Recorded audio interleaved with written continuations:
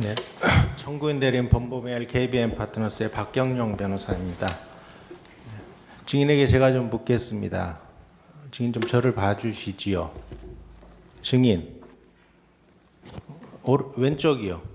예, 저를 좀 봐주십시오. 예, 제가 좀 여쭤보겠습니다. 네. 예. 증인 공무원 경력 중에 주요 경력을 좀 간단히 말씀해 주십시오. 98년 7월 1일 감사원에 입사했고 교육감사단 특별조사국 그렇게 등등 근무했습니다. 증인 증인 신문사항은 미리 받아보셔서 알고 계시죠? 제가 뭘 물어볼지는 알고 계시죠 이미? 탄핵 소추서에 나온 대로 공부를 했습니다. 예. 무슨 자료를 갖고 오신 것 같은데 가능하면 자료를 보지 마시고 기억에 의존해서 그냥 대답을 해주셨으면 좋겠습니다. 사건이 오래되고 해서 조금 참고해야 될 것 같습니다. 1-2항 묻겠습니다. 갑제 36고증 중앙일보 2023년 7월 13일자 유병호의 파격 인사 1년 만에 감사원 국장 오른 김숙동 누구 제목의 보도 내용입니다. 증인 2023년 7월 국장 승진을 하였는데 당시 보도 내용을 보면 부이사관이 1년 만에 국장으로 승진한 건 감사원 역사상 최초이다. 감사원이 이례적으로 보도 자료를 내며 증인이 자타가 공인한 감사원 최고 조사 능력의 보유자라고 밝혔다. 유병호 총장의 파격 발탁이다. 유 총장과 오랜 인연을 맺어온 감사원을 가리키는 이른바 타이거파이기도 하다라고 보도되었는데 혹시 이런 보도 내용 보시거나 들은 적 있습니까? 그리고 그 내용에 대해서 사실인지 말씀해 주실 수 있습니까? 이 질문의 취지를 잘 모르겠지만은 제가 듣고 보기도 했습니다. 그런데 사실관계가 틀린 것도 있고 사실관계가 틀린 건 어떤 겁니까? 제가 질문의 취지를 궁금하시다니까 말씀을 드리겠습니다. 제 질문의 취지는 뭐냐면 증인이 감사원에 오래 근무하신 전문가이시다. 그리고 증인의 하시는 행동이 감사원 직원들의 귀감이 될 것이고 향후에도 감사원 직원들의 업무 처리의 기준이 될 수도 있다라는 차원에서 증인의 그 경력이나 이런 걸 명확히 한 다음에 질문을 계속 해나가자 하는 것입니다. 일단 그 최초 하는 그 말은 제가 알기로 최단기는 저보다 빠른 사람도 있었고요. 그리고 타이거 파락하는 것은 파가 아닙니다. 파가 아니고 수시로 이게 어떤 국감이나 이런 데서 자꾸 논의가 되는데 그리고 이미 유병호 총장께서 당시 총장께서 국감에서도 충분히 말을 했어요. 근데 이 언론을 또 자꾸 이렇게 나오고 말하는 건 취지를 제가 잘 모르겠다 이 말씀이에요. 그리고 타이거파에 대해서 다시 한번 말씀드리겠습니다. 제가 아는 범위 내에서 타이거파라고 하는 것은 어떤 파가 아니라 그야말로 T, 트레이닝, I, 인투이션, G, 로직, E, 에비던스, R, 리즈닝을 지칭하는 것으로서 이는 감사원 감사관이 기본적으로 업무를 수행하는 데서 갖춰야 될 자질, 요구 조건 이런 것들을 말하는 거고 제가 기억하기로는 현 유병호 감사위원께서 과장 시절에 직원들의 감사 역량을 강화하고자 교육용 자료에 만든 것입니다. 이거를 마치 어떤 판이 하는 것은 일부 불건전한 자들의 생각이 담긴 것이라고 저는 생각합니다. 증인 답변 중에 죄송한데요.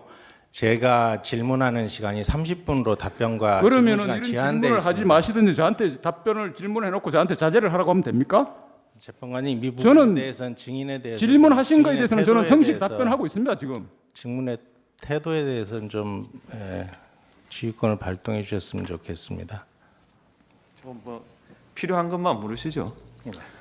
제가 그래서 질문의 취지가 묻겠습니다. 뭔지 여쭤본 거 아닙니까? 질문의 취지 답변 드렸지 않습니까? 그게 아닌 것처럼 보입니다. 저는. 그런데 답변을 하지 말라고 말씀하시면 되겠어요? 답변을 하지 말라는 게 아니고요. 아니 바로 질문 그다음 하시죠. 예.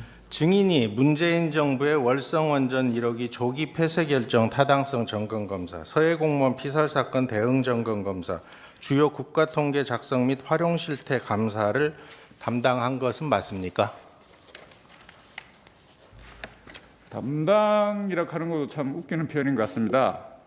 제가 참여를 했고 같이 일을 하는 것이고 이런 감사들은 어떻게 저 혼자 담당을 하겠어요? 그냥 감사원 전체가 동원돼야 되고 감사원 전체 관심이 되는 것이고 모든 지휘부가 있는 것이고 감사팀이 있는 것인데 이상입니다. 제가 참여를 했습니다. 하고 뒷부분은 생략하고 2-1항으로 넘어가겠습니다. 갑제 26호증 감사원이 2022년 10월 13일 배포한 서해 공무원 피살 사건 관련 점검 수사 요청에 따른 보도자료 배포 문건 1쪽을 제시하겠습니다. 이 혹시 보도자료는 알고 계시죠? 잘 알죠? 예, 이 1쪽에 보면 특별조사국 1과라고 되어 있는데 등이 당시 1과장이었고요. 네. 예, 증인 이 사건 보도자료 작성을 주도하셨습니까? 그 과정에 감사팀과 감사원 그 당시 이 업무가 바쁘고 해서 감사원에서 같이 이렇게 공유해서 작성을 했고 제가 중앙과장으로서 직접 다 점검을 했고 확인을 했기 때문에 감사원 그 당시 특별조사국 1과에서 작성했다고 보시면 됩니다. 예, 보도자료를 발표하기 전에 혹시 누구로부터 결제받았습니까? 결제 라인이 어떻게 됩니까? 작성하기 전에 결제 받는 건 없습니다. 작성 후에 물론 상의는 어떤 내용을 담을 거고 그건 상의는 뻔한 겁니다. 감사한 내용을 담는 거니까요. 그걸 무슨 사전에 상의를 하고 하지 않습니다. 작성을 해서 보고하는 과정의 절차를 거치는 것이죠. 어떠한 감사도 그렇습니다. 감사하면서 수시로 또 지휘를 받기도 하고 하기 때문에 보도자료의 결제 라인을 묻는 겁니다. 그러니까 작성 전에라고 말씀하셨기 때문에 하는 소리예요. 그러면 작성 후의 결제 라인은 어떻게 됩니까? 통상적인 절차에 따라서 제가 실무진과 작성을 하고 검토를 하고 1차적으로 국장, 본부장, 총장 그리고 총장 사무처에서 문항과 이런 것들 다듬고 내용을 다듬고 이건 민감하기 때문에 좀 철두철미하게 검토를 해서 법적인 것도 검토를 한 걸로 제가 기억을 합니다. 나름대로 내부적으로. 그래서 원장님께 보고를 드렸습니다. 예, 피청구인까지 결제를 받고 나간 보도자료라 그 말씀이신가요? 이게 제가 정확하게 기억을 못해서 그런데 통상적으로 보도자료는 결제 형식은 없고 보고 형식으로 알고 있습니다.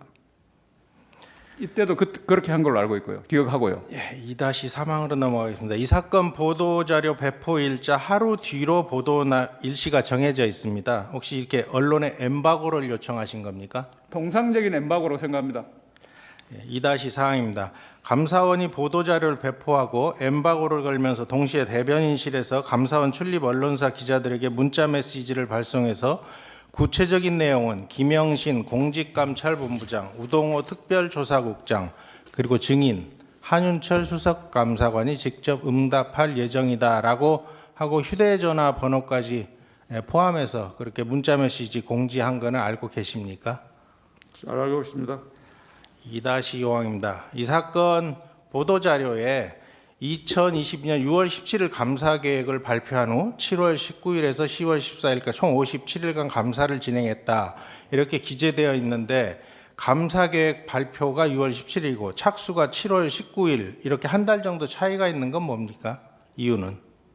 감사 관련 규정에 따라서 감사원 내부에서는 통상적으로 자료 수집 본감사를 실시하기 전에 자료 수집 과정을 거칩니다. 그 자료 수집 과정을 거치고 나서 본감사를 실시했기 때문에 차이가 있는 것이고 자료 수집 과정에서도 기본적으로 법적으로 주어진 감사 하는 그 부분에 대해서 다 자료 요구라든지 뭐든지 다 할 수 있습니다. 그것 때문입니다. 예, 37호증 제시하고 묻겠습니다. 경향신문 2022년 7월 7일자 서해공무원 피격사건 수사간부 4명 대기 발령 제목의 보도 내용입니다. 2022년 7월 7일자 언론 보도를 보면 감사원이 해경, 청와대, 국방부, 해양수산부 등 관계부처와 주고받은 공문 등을 확인하여 확인하기 위해 디지털 포렌식 작업을 진행 중인 것으로 전해졌다라고 밝히고 있습니다. 7월 7일경에 감사가 진행되고 있었음에도 보도자료에 감사 진행 시점을 7월 19일로 표시한 이유가 있습니까? 여기 질문 내용은 제가 안 보이는데 질문 내용을 좀 봤으면 좋겠습니다. 질문 그렇게 빨리 말씀하시면 제가 이해를 못 하겠어요.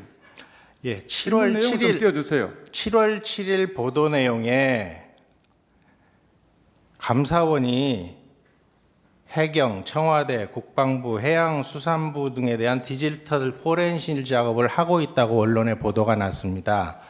그런데 감사 착수일은 7월 19일입니다. 그럼 감사 착수 이전에 디지털 이전의 답변으로 포렌식 작업 대변하겠습니다. 예? 방금 직전 답변을 이해하시면 이건 충분히 질문의 가치도 없는 것입니다. 자료 수집 과정이 있었다고 했지 않습니까? 자료 수집 과정이다. 그렇게 말씀을 했잖아요. 전에 답변에서. 2월 2-7호증 묻겠습니다. 갑제 38호증 조선일보 2022년 7월 13일자 검찰 새 공무원 피살 강제 북송 관련 국정원 압수수색 자료입니다. 이 보도 자료에는 2022년 10월 14일 직무유기, 감사원법 위반 등 혐의가 있는 총 20명에 대해 검찰에 수사 요청하였다라고 밝히고 있는데 7월 13일 언론 보도를 보면 감사원이 수사 요청 3개월 전인 7월경에 검찰이 이미 수사에 착수한 것으로 보입니다. 검찰이 3개월 전에 수사를 진행 중인데 감사원이 뒤늦게 검찰에 수사를 요청한 이유는 무엇 때문입니까? 뒤늦게라 하는 표현이 참 불편하기도 합니다. 어떻게 거기 수사 요청을 하고 하는데 우리가 시기를 조절하고 가면 감사가 그 무렵에 끝났고 검찰 수사는 감사원보다 제가 알기로 더 늦게 시작됐습니다. 그리고 수사가 감사가 종료됐기 때문에 그 무렵에 정리를 해서 요청할 타이밍이고 그래서 한 것이지 무슨 거기서 뒤늦게라 하는 표현이 그리고 감사원은 어떤 계산을 깐다든지 그렇게 조작적으로 계산적으로 일하지 않습니다. 혹시 2022년 10월 13일 이 보도자료를 배포한 날 서욱 전 국방부 장관이 서울중앙지방검찰청에 소환되어 피고발인 조사를 받았는데 그것과 관련은 없습니까? 저는 그 당시에는 그분이 소환됐는지 신경 쓸 겨를도 없었고 관심도 없었습니다. 2-8항 묻겠습니다.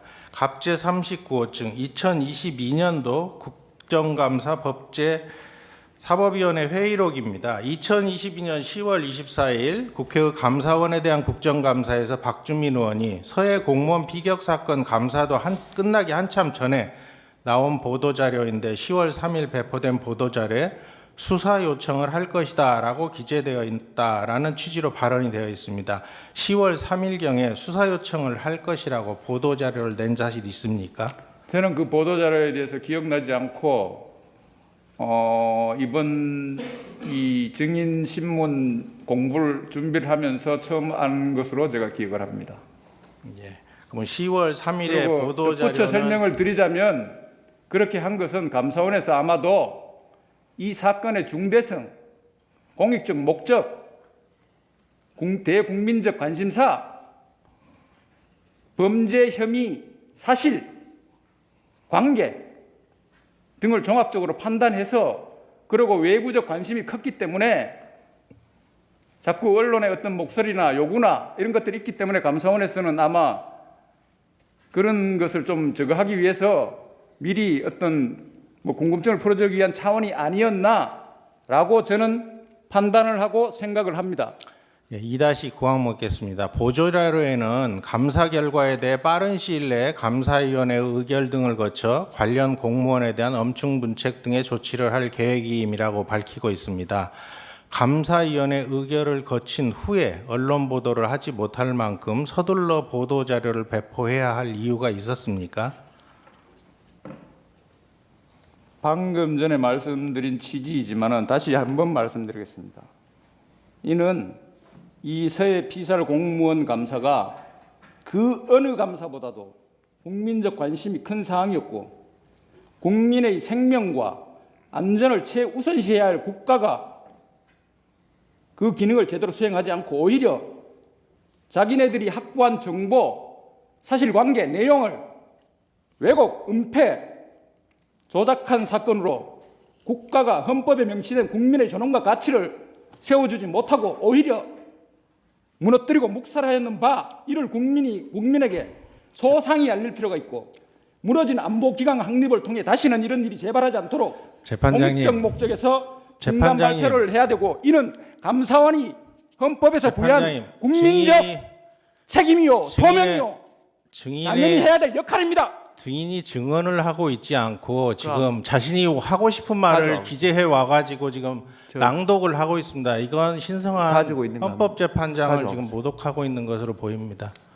질문을 하셨지 않습니까? 왜 그만큼 중요하고 민감하기 때문에 중간 발표를 했다고 하지 않습니까? 지금 보고 있는 자료 한번 줘보세요. 제가 작성한 겁니다. 아니 그러니까 줘보시라고요. 그 참 아무 말도 안 하면 그냥 본인 행동이 질문의 취지에 맞게 제가 답변을 하는 거 아닙니까? 왜 중간 발표를 했냐고 하시길래. 이거는 듣고 하세요. 듣고 하시라고요. 알겠습니다. 예. 제가 듣고 하고 자료를 보지 않으면은 죄송한데 기억이 안 난다고 하세요. 예, 알겠습니다. 됐죠? 알겠습니다. 예, 하십시오. 2-10항 묻겠습니다. 갑제 45증 한겨레신문 2023년 12월 7일자 감사원 서해 사건은 월북물이 1년 만에 똑같은 최종 보고서 제목의 보도 내용을 제시하고 묻겠습니다. 감사원이 이 사건 보도자를 배포한 후 1년 정도 후인 2023년 10월경 감사위원회에서 비공개 의결을 하였는데 최종 감사 결과는 지난해 10월 요청하면서 공개한 내용과 대동소이하다라고 밝히고 있는데 그건 사실에 부합하는 내용입니까?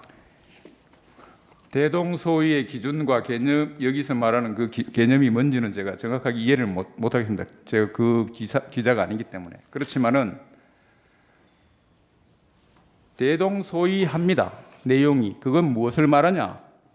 감사 중간 발표가 감사위원회 의결까지 거쳐서 확정이 됐는데 그만큼 중간 발표 내용이 감사위원회 의결을 거쳐서 동일한 만큼에 이루어졌다는 것은 그만큼 감사가 잘 된 것이고 탄탄한 것이고 튼실한 것이고 완벽하다 하는 소리가 아니겠습니까? 그렇기 때문에 그 질문의 취지는 제가 뭔지는 모르겠지만은 네, 여기서 추가해서 묻겠습니다. 당시 검찰에 수사 요청할 때 국방부 현역군이 7명도 수사 요청 대상에 포함이 됐습니까? 제가 그것까지는 기억을 못하겠습니다. 현역 군인들이 있었는지 아닌지 정확한 기억이 없기 때문에 답변드리는 데 한계가 있습니다. 예, 군인과 보통 군인이 아닌 사람은 군인을 포함해서까지 검찰에 수사 요청을 하지는 않고 군인에 대해서는 별도로 군 검찰의 수사를 받아야 되기 때문에 국방부로 수사 요청서를 작성하는 게 일반적이라고 알고 있는데 그렇지 않습니까? 그 부분에 대해서 이제 국방 쪽에서 그 당시 뭐 고민은 좀 있었습니다만은 검찰에서 중앙지검에서 제가 알기로는 수사를 하고 있었고 그러면 거기서 그걸 분리해서 하는 것보다는 거기서 자체적으로 수사기관에서 알아서 가름마가 타질 거 아닌가 그렇게 판단을 했었습니다. 2-11항입니다. 위 언론 보도에 보면 감사위원회 의결 없이 감사에 착수해 절차 위반 논란도 불거졌다. 감사가 끝나기도 전에 사무처 결정으로 중간 발표를 하며 감사 내용을 공개해 여론몰이 피의사실 공표가 아니라는 비판도 나왔다라고 발표하고 있습니다. 감사위원회 의결 전에 사무처 결정으로 보도자료를 통해 조사 내용을 공개하는 것이 감사원의 통상적인 업무 처리 방식입니까? 그 통상적이라 하는 말도 참 불편합니다. 그 통상적이라 하는 기준이 이 사안에 따라서 다르다고 생각합니다. 그냥 평범한 감사라든지 일반적인 경우야 그게 통상적이에 여기서 말하는데 안 들어갈 수 있지만 이처럼 서해 감사 참 대국민적인 관심 사항이고 정부기관에서 번복 결정을 했고 그리고 그렇게 사실들이 적나라하게 드러났고 이러한 중대하고 국민의 생명과 안전하고 직결되는 감사로서 그것을 어찌 국민에게 알리지 않을 수 있고 그거를 그럼 국가가 무엇을 위해서 존재합니까? 국민을 위해서 존재하는 거예요. 당연히 알려야죠. 2-12항 묻겠습니다. 통상적인 이런 경우에 중대한 경우는 답변들 끝났습니다. 통상적이라고밖에 할 수 없습니다. 중대한 감사 사항에 있어서 통상적인 것은 발표를 하고 공개를 합니다. 세월호가 그랬고 대학 재정이 그랬고 왜? 국민들의 삶과 직결되기 때문에 이게 감사원의 책무이고 역할이고 감사원의 존재 가치입니다. 2-12항 묻겠습니다. 감사 결과를 확정하기 이전에 수사 요청 또는 수사 참고 자료 송부 등의 방법으로 감사 결과를 외부에 알린 경우는 이 서해 공무원 사건 외에도 전현희 전 국민권익위원장 감사, 한상혁 전 방송통신위원장 관련 감사, MBC와 방송문화진흥위원회 이사진에 대한 감사, 주요 국가 통계 작성 및 활용 실태 감사 등이 있는 것으로 알고 있습니다. 이 감사건들 중에 혹시 증인이 참여한 감사건들은 무엇이 있습니까? 통계 쭉 나열하시니까 제가 지금 자료도 여기 화면에도 안 뜨고 해서 모르겠는데 통계 감사는 제가 확실히 참여를 했고 지휘를 했습니다. 예, 3-1항 묻겠습니다. 연합뉴스 2022년 6월 20일자 서해 피살 공무원 수사 결과 번복에 대해서 해경도 부글부글 제목의 보도 내용인데요. 이 서해 공무원 사건은 2022년 6월 16일 언론 브리핑을 열고 북한 해역에서 북한군 총격을 받고 사망한 공무원의 월부 구도를 찾지 못했다라고 해경이 밝히면서부터 시작됐죠. 그게 중요한 포인트가 됐다고 봐야 하지 않을까 저는 제 개인적인 생각입니다. 예, 3-2항 묻겠습니다. 갑제 42호증 2022년도 국정감사 법제사법위원회 회의록 일부입니다. 당시 감사원 사무총장이었고 현재는 감사위원인 유병호가 2022년 10월 11일 국회 감사원에 대한 국정감사에서 자신이 서해 공무원 사건의 최초 제안자이다라고 진술하였는데 그건 알고 계십니까? 언론 통해서 들었습니다. 3-3입니다. 갑제 42호증 법제사법위원회 회의록입니다. 당시 이 유병호 씨 얘기입니다. 2020년 6월 17일 새벽 4시에 연합뉴스에서 해경청장이 서해 공무원 사건은 월북한 것이 아니었다라고 회견하는 것을 시청하고 6시에 간부회의를 8시에 소집하라고 비서관에게 지시한 다음 간부들이 모여 감사하는 걸 결정하였다라고 답변을 하였는데 지금도 감사원이 서해 공무원 사건 감사를 진행하기로 하는 결정이 이렇게 유병호 씨가 감사원 직원들을 소집해 가지고 간부회의를 소집해서 진행된 것은 알고 있습니까? 그 질문의 취지가 제가 참 의구심스럽기도 합니다만은 답변 아니 드리겠습니다. 예 아니면 하세요. 알고 있는지 아니 모르지만 제가 알고 있는 상황을 답변 드려야 될 거 아닙니까? 그러니까 예, 알고 하면 있는지 어떻게 모르는지 돼요? 물었지 그 않습니까? 배경에 오해가 없어야 될 거 아닙니까? 제가 제 그 배경에 오해가 없도록 유병호가 제가 간부회의를 나한테 소집해서 감사를 착수하게 됐냐고 물었습니다. 그러니까 그게 아닌 것으로 내가 그것만이 아닌 것으로 알기 때문에 설명을 드려야 될 거 아닙니까? 예. 그럼 감사위원들이 아니, 제 설명을 사건을 드린다니까요. 감사하기로 결의했습니까? 아니 그다음 제가 설명을 드려야 될 거 아니에요. 네, 대답 듣겠습니다.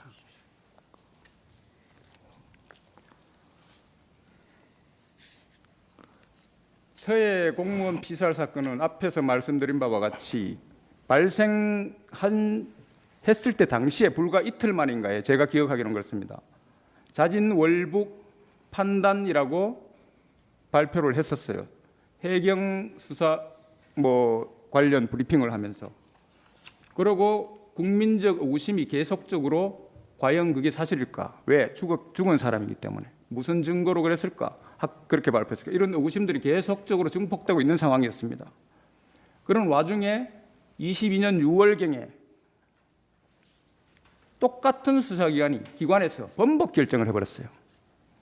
이거는 그 당사자 입장이나 유가족 입장이나 국민의 입장에서 관심이 있다면 통곡할 노릇입니다. 그 발표를 보고 진행된 것이고 그래서 감사원 지휘부에서 여러 가지 종합적으로 감사의 의구심과 이런 것을 발표도 번복이 확정이 됐기 때문에 당연히 감사원에서는 관심을 가지고 국민적 상황이기 때문에 어떤 판단을 하셨겠죠. 그건 제가 뭐라고 말씀드릴 것 그렇게 해서 실시가 된 것이고 유병호 그 당시 총장께서 모든 걸 결정했다. 그거는 제가 맞지 않기 때문에 말씀을 드리는 거예요. 그래서 실제 자료 수집을 해보니까 제가 앞에서 말씀드린 바와 같이 사실관계의 은폐, 조작, 왜곡 행위가 포착이 되었고 그런 와중에 유가족이 감사 요구의 목소리가 있었고 유가족뿐만이 아닙니다. 다양하게 있었습니다. 그래서 감사원 입장에서는 이러한 중체화대한 내용을 소상히 조사를 했어. 정말 그 증거가 어떻게 왜곡됐는지, 뭐가 잘못됐는지를 밝히고 진실을 파헤쳐서 국민에게 알리고. 아니, 잠깐만 있어 보세요.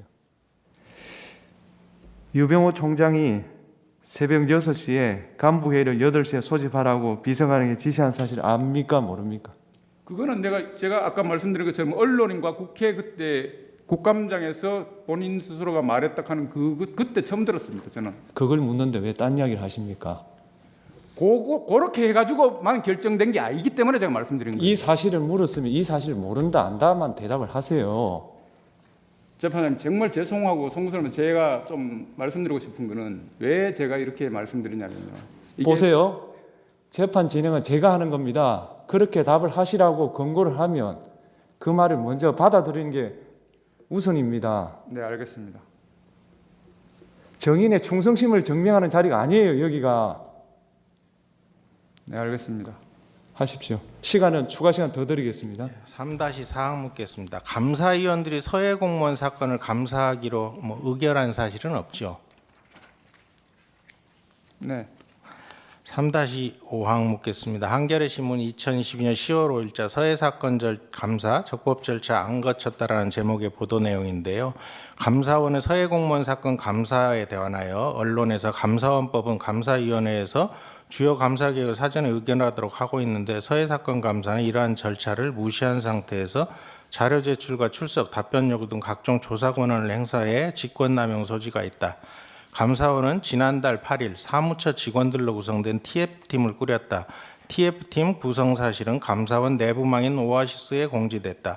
TF팀은 감사위원들이 제기한 위법한 감사의 효력 문제 등을 따져보기 위해 구성된 것으로 알려졌다라고 보도되었습니다.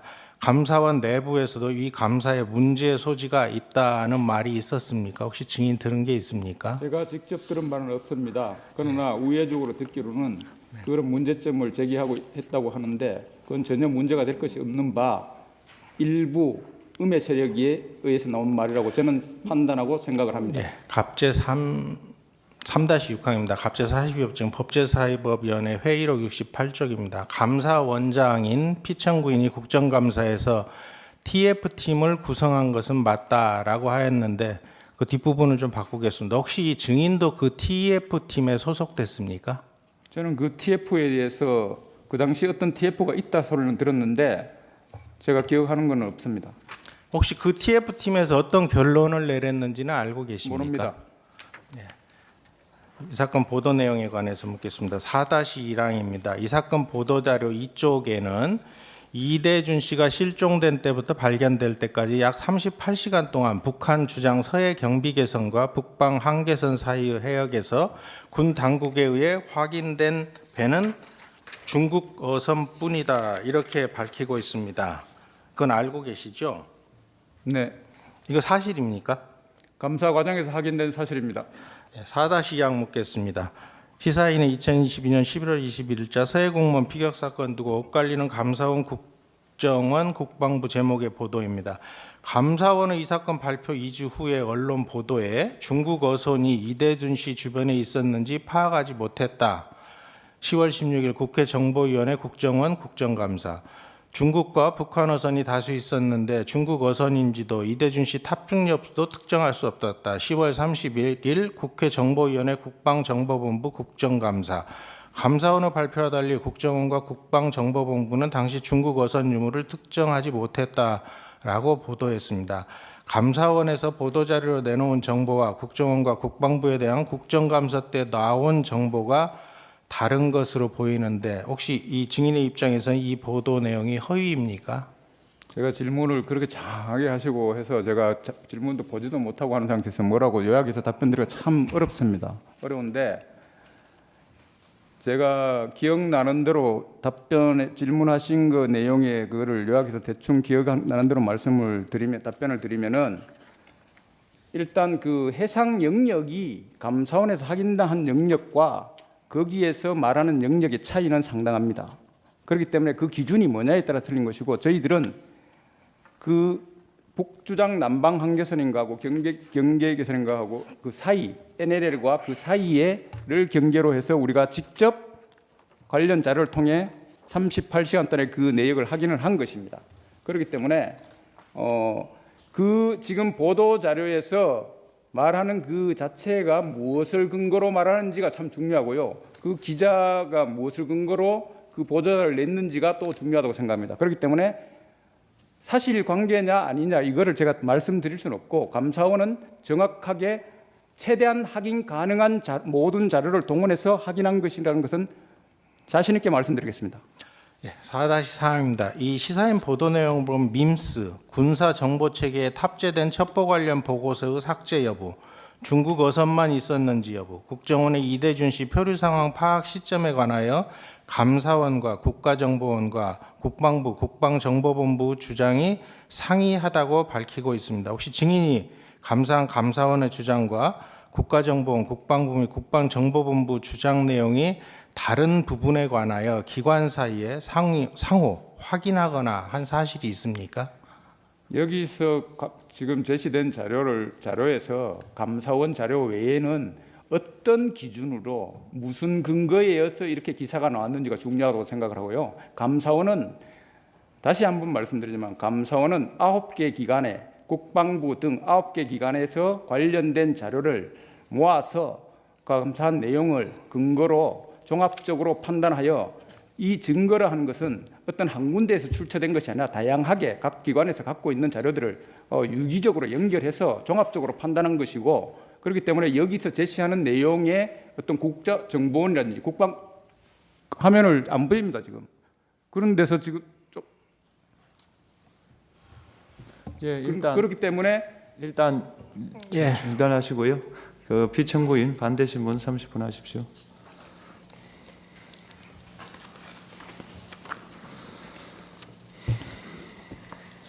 네, 아까 1번 사항 질문 드리겠습니다.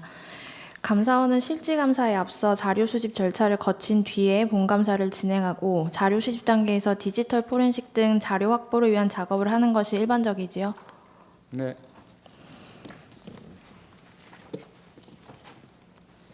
네, 그렇습니다. 네.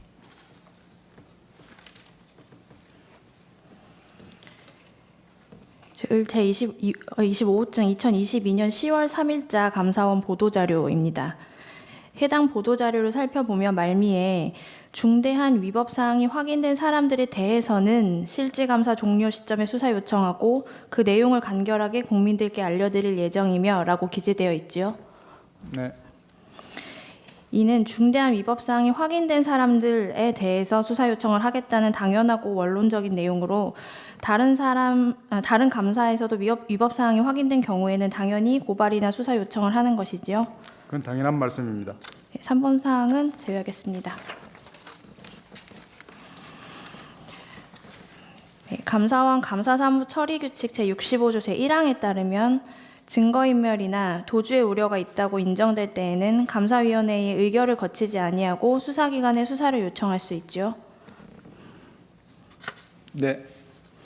당시 서해 공무원 피살 사건 감사 과정에서 주요 대상자들이 검찰의 수사가 진행 중이라는 사유 등으로 출석 답변 요구에 불응하는 등 감사에 비협조적인 태도를 보였나요? 네. 그리고 국방부 장관의 지시에 따라 밈스 군사 정보 체계를 말하는데 여기에 탑재된 군 첩보 관련 보고서를 60여 건 삭제한 사실이 밝혀지는 등 증거인멸의 우려가 높은 상황이었지요. 네. 이에 감사원은 감사 과정에서 확보된 증거 자료 등을 바탕으로 관련자들이 위법 사항에 대한 말맞추기 등으로 증거인멸의 가능성이 있다고 판단하여 수사 요청을 하게 된 것이죠. 맞는 말씀인데 추가로 말씀드리면 감사 과정에서 관련자들의 출석 거부, 출석 지연, 답변 번복 그런 다양한 증거 인멸과 도주 우려가 의심되는 그런 다양한 행태들이 있었습니다. 이상입니다. 네, 감사원의 수사 요청이 감사위원회의 의결을 거친 감사 결과가 나온 이후에만 가능한 것인가요? 그건 아닙니다. 감사 종료 이후에 감사위원회 의결까지 짧게는 6개월, 통상 1년 정도 소요되는 점을 고려하면 감사 종료 이후에 발견된 위법 사항에 대해서는 감사위원회 의결 전에 수사 요청을 할 수밖에 없는 것이지요. 대부분의 수사 요청이나 범죄 혐의에 있어서는 시효 문제라든지 다양한 것들이 많이 걸리기 때문에 통상적으로 특별조사국 같은 경우는 통상적으로 그렇게 하고 있습니다. 남은 질문 생략하겠습니다. 증인은 감사원에 재직하면서 특별조사국에서는 몇 년간 근무하셨나요? 대략 12년 내지 13년 정도 됩니다. 27년 감사원 생활 중에 12년 내지 13년 그 정도 되지 않나 싶습니다. 증인은 특별조사국에서 오래 근무하셨는데 감사 착수 시에 개별 감사 사항에 대해서 감사 실시 계획서를 별도의 감사위원회 의결을 받고 감사에 착수한 사실이 있나요? 제가 기억하기로는 감사원 특별조사국뿐만 아니라 개별 감사 계획의 실시에 대해서는 감사위원회 의결을 거치는 것은 없는 것이라고 저는 다 그렇게 기억을 합니다. 그리고 개별 감사 계획은 원장님의 어떤 그 결재로서 가름되는 것으로 제가 기억을 합니다. 피청구인 감사원장님을 말씀합니다. 피청구인 직무가 정지되어 있던 2025년 1월에도 2025년도 연간 업무 계획에 대한 감사위원회 의결이 있었나요? 네, 있었습니다. 그 당시에도 특별조사국에서는 상시, 공직, 감찰 하는 그런 의미로 연간 그렇게 계획을 수립한 것으로 제가 기억을 합니다. 9번 질문은 제외하겠습니다.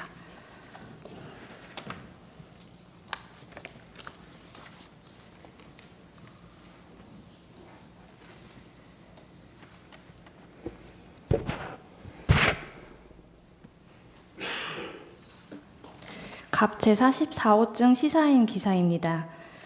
감사원은 2022년 10월 14일 보도자료에서 국방부가 밈스에 탑재된 군 첩보 관련 보고서 60건을 삭제하였다고 발표하였고, 해당 기사에서 국방부는 밈스에 탑재된 민감한 정보가 직접적인 업무와 관계없는 부대까지 전파되지 않도록 필요한 조치를 한 것이라고 하여 밈스에서 자료를 삭제한 사실은 인정하고 있는데, 감사원 감사 결과와 국방부 발표의 사실관계가 다른 것인가요? 아니죠.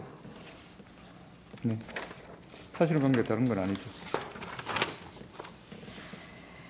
또한 군 당국에 의해 확인된 배는 중국어선뿐이라는 보도자료 내용과 관련해서 국방부와 국방정보본부가 말하는 북방 한계선상은 정확한 영역을 특정하지 않은 표현이고, 이 사건 보도자료에 포함된 북한 주장 서해 경비계선과 북방 한계선 사이는 그 영역을 특정한 것으로서 동일한 영역을 기준으로 한 것이 아닌 것으로 보이는데 맞나요?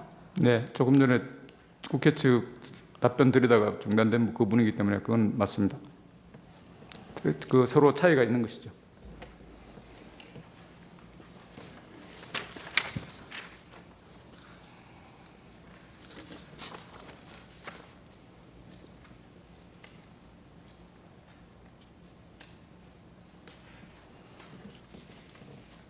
을제 26호증 법률신문 기사입니다.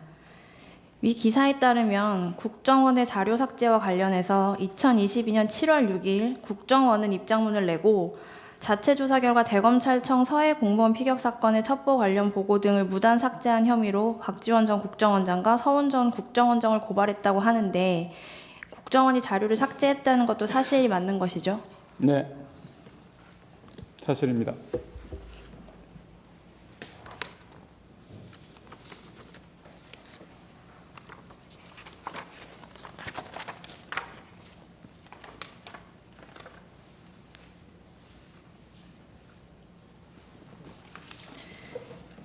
이 을제 25증 서해공무원 피살 사건 주요 감사 결과 보도 자료입니다. 해당 보고서 8쪽에 따르면 한자가 기재된 구명조끼 착용, 실종 직전에는 없었던 붕대 착용의 사실을 자진월북을 하지 않았다고 볼 수 있는 군 첩보들이라고 명시하고 있는데, 이러한 내용은 증인만의 판단이 아니라 감사위원 의결에서 동일하게 인정된 것인가요? 감사위원회에서 동일하게 인정된 것으로 제가 기억을 합니다.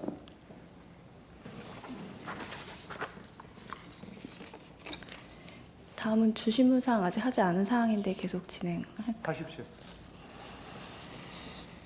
네, 군사기밀보호법과 보안업무 규정 등에 따르면 1급 군사기밀은 국가의 안전과 방위에 중대한 영향을 미칠 수 있는 최상위 등급 군사정보로 그 접근 권한이 있는 자만 취급이 가능합니다. 증인을 비롯해서 서해 공무원 사건 감사 인원 중에서 1급 군사기밀에 대한 취급 권한을 가진 사람이 있었나요? 저는 감사원 생활 27년 동안 1급 비밀을 본 적이 없습니다.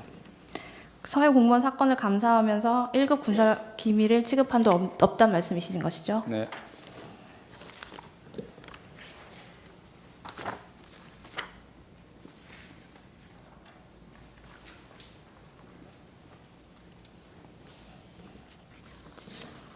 갑제 26호증 2022년 10월 14일자 이 사건 보도 자료와 관련하여서 이 사건 보도 자료에 작성된 내용은 관련 기관과 적법한 절차에 따라 그 활용 등에 대해서 충분히 논의하여 공개 가능한 수준으로 작성된 것이죠. 네. 갑제 45호증 2022년도 국정감사 국방위원회 회의록입니다. 이 회의록을 보면 2022년 10월 24일자면 국정감사 국방위원회 회의록은 이 사건 보도자료가 작성된 10월 14일 직후에 열린 것이지요. 네. 그렇다면 당시 국방위원회에 출석하여 진술한 이종섭 국방부 장관은 서해 공무원 사건 당시 국방부 장관이 맞지요. 네. 군사기밀보호법 등에 따르면 국방부 장관은 군사기밀에 대한 비밀 지정 해제권, 정보 공개 여부를 공개할 수 있는 자로서 군사기밀에 대한 의사결정권자가 맞죠. 네. 참고로 말씀드리면은 여기서 언급되는 군사기밀과 관련한 관련 규정은 국방부 훈령으로 장관 소관으로 알고 있습니다. 그렇다면 2022년 10월 24일자 국정감사 국방위원회 회의록에 따르면 서해 공무원 감사 당시 국방부 장관이 이종섭 전 국방부 장관이 국회 국정감사에 출석해서 2022년 10월 14일자 보도자료에 SI가 포함되어 있지 않다고 증언한 것은 이 사건 보도자료에 군사기밀이 포함되어 있지 않다는 국방부의 공식 의견이라고 보는 것이 타당하죠. 저는 그렇게 봅니다.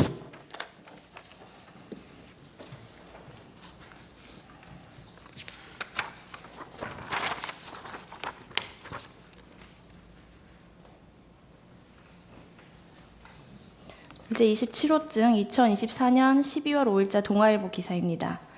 해당 기사를 보시면 군 관계자는 감사원과 협의를 통해 공개 범위를 정한 것으로 법적 문제는 없는 것으로 파악하고 있다라고 발언하였는데 이것이 사실과 부합하는 것이죠. 사실과 부합하고 이 공개 범위에 대해서 논란이 있기 때문에 제가 추가로 설명을 드리겠습니다. 감사원은 이 모든 감사 과정에서 적법한 절차에 따라서 군사 기밀에 대해서 전반에 걸친 감사 과정을 통하여 비밀이기 때문에 논의를 거치지 않을 수가 없습니다.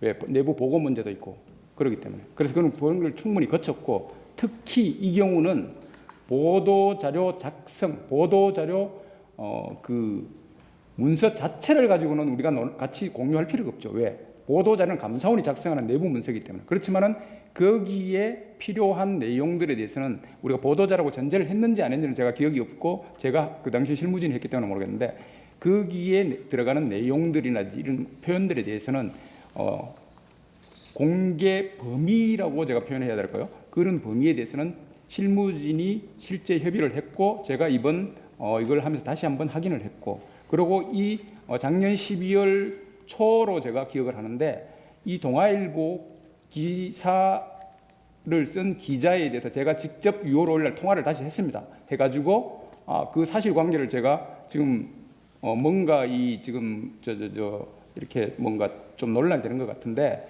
좀 확인을 해달라 해서 직접 한 3분 정도에 걸쳐서 통화를 해서 확인을 했을 때 그 기자분이 말씀하시기를 이 취재 보도를 할 때 교차 확인까지 다 했다, 크로스체크까지 했다라고까지 제가 이야기를 들었습니다. 네, 다음 질문하겠습니다.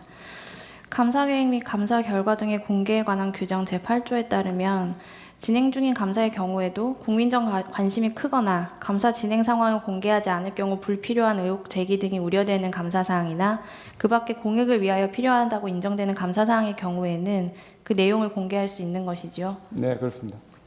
서해 공무원 피살 사건에 대한 감사는 2022년 6월 16일 국방부와 해경 등이 서해 공무원 피살 사건과 관련하여 기존 발표를 번복하여 월북을 인정할 증거를 발표하지 못했다고 수사 결과를 발표함에 따라 감사원이 사건의 객관적, 실체적 진실을 규명하고 국민 의혹을 해소하기 위해 실시한 것이지요. 네, 그렇습니다. 또한 감사 계획 및 감사 결과 등 공개에 관한 규정 제8조는 예외적인 경우 진행 중인 감사 내용을 공개할 수 있다고 규정하고 있을 뿐 그 공개 범위에 대해서는 어떠한 제한도 두고 있지 않지요. 제가 기억하는 그 규정으로는 지금 질문하신 취지가 맞습니다. 따라서 감사위원회 의결 전이라도 감사 계획 및 감사 결과 등의 공개에 관한 규정 제8조의 예외 요건을 갖춘 경우에는 감사 내용을 공개한다고 하더라도 문제가 없는 것이지요. 네, 그렇습니다. 네, 이상입니다. 예, 청구인에게 추가 신문 기회 10분 더 드리겠습니다. 지금 제가 이어서 묻겠습니다. 갑제 26호증 이 사건 보도자료 12쪽입니다.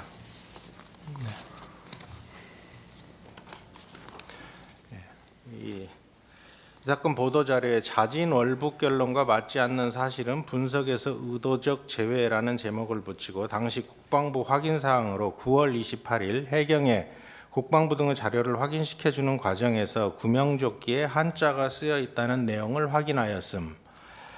국방부 등 관계기관에서 확인한 자료에 따르면 이대준 씨의 팔에 붕대가 감겨져 있던 정황, 어떤 선박에 옮겨 탔던 정황, 최초 접북 시 월북 의사를 표현하지 않은 정황 등이 있었으나 이를 미분석이라고 밝히고 있습니다. 이 보도자료에서 언급한 국방부 등 관계기관은 혹시 구체적으로 어느 기관을 얘기합니까?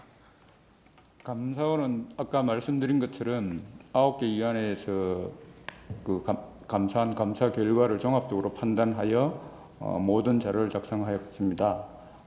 그리고 그 관계 기관에 대해서는 어느 기관인지에 대해서는 제가 국방부 관련 어떤 그런 부분도 있고 해서 그에 대해서는 제가 추가적으로 더 말씀드리는 것은 굉장히 답변이 제한된다고 말씀드리겠습니다.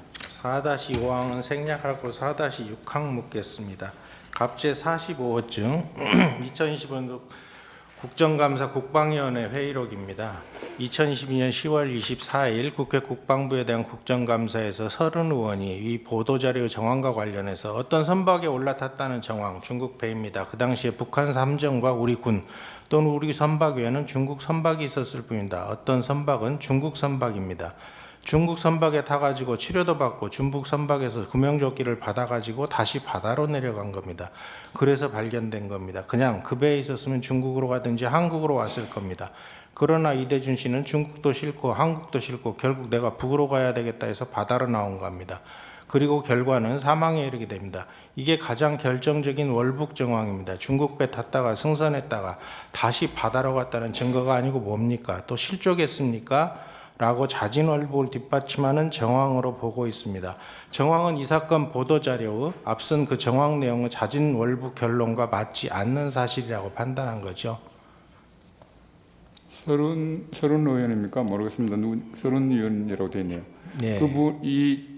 그분의 주장일 뿐, 뭐 무엇을 근거로 했는지 그건 모르지만 감사원에서는 배치될 수밖에 없는 것이고.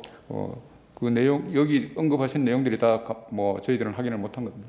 4-7항입니다. 감사원이 서해 공무원 사건을 함에 있어서 감사를 하면서 국방부 등의 자료를 확인하기 전에 12명의 SI 즉 특별 취급 정보 인가를 받은 것으로 알고 있습니다. 맞습니까? 맞습니다.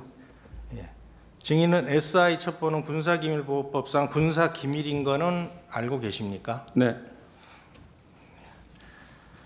이 사건 보도자료 11쪽에는 이대준 씨가 월북 의사를 표명하였는지와 관련하여 현재까지 확인된 내용으로 이대준 씨가 북한 해역에서 발견될 당시 최초에는 자진 월북 의사를 언급하지 않거나 왜 들어왔는지에 대한 답변을 회피하다가 거듭된 질문에 월북 의사를 표명이라고 밝히고 있습니다. 이 내용은 군사기밀과 무관한 자료에서 확인할 수 있는 내용입니까?